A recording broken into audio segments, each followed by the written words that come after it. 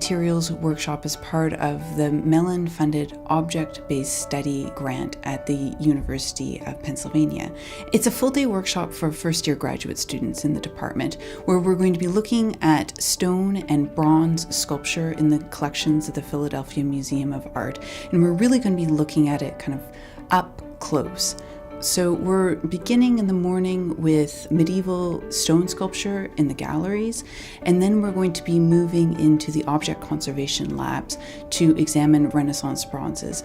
And we're going to be asking, what can you see that is invisible in a photo? What's being masked? What sort of information are you able to glean from an encounter with a physical object in 3 dimensions? But you're absolutely right. There's a huge rod, and you can see it. Do you see it? It's like threaded in after. So part of the real interest of the workshop is bringing the first-year graduate students together with the exceptional staff that's at the Philadelphia Museum of Art. So Jack Hinton, who's curator of sculpture and decorative art, and 2 members of the object conservation staff, Sally Malenka and Melissa Megan.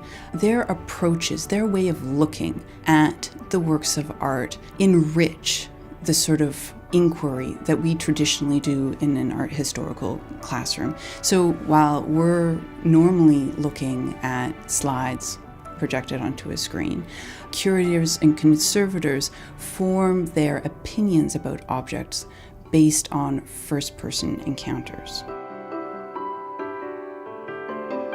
So we pulled out a number of very important pieces of Renaissance bronze sculpture from the museum's collection. Some of them are unique bronzes in the history of Renaissance sculpture, and there's nothing else really like them. And one of them in particular, for example, has a sculpted underside, and there's nothing else like it in the world that we know of. So being able to see the students encountering that for the first time, there's this kind of aha moment where they turn the piece over, they see that on their faces and they're like, well, what is going on here? This is absolutely amazing. I've never seen anything like it. Well, they were right, because there's nothing else like it, and it is incredible. And it makes the point, why do we preserve these objects? We want to be able to share them with our visitors. We want to be able to share them with experts. We want to train future generations of experts so that they too understand the magic of these objects and want to disseminate that, or want to share that with a broader audience, because art's exciting, art's wonderful, art's transformative.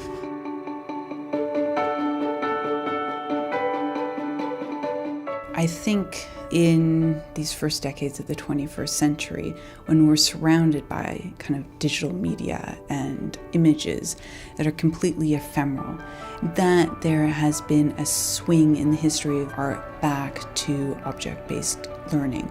Working with the curators and conservators at the Philadelphia Museum of Art is the first steps in forming students to be part of, really, I think, the next generation of art historians. It's the skills and the intellectual curiosity in the object that's going to drive their research into the future.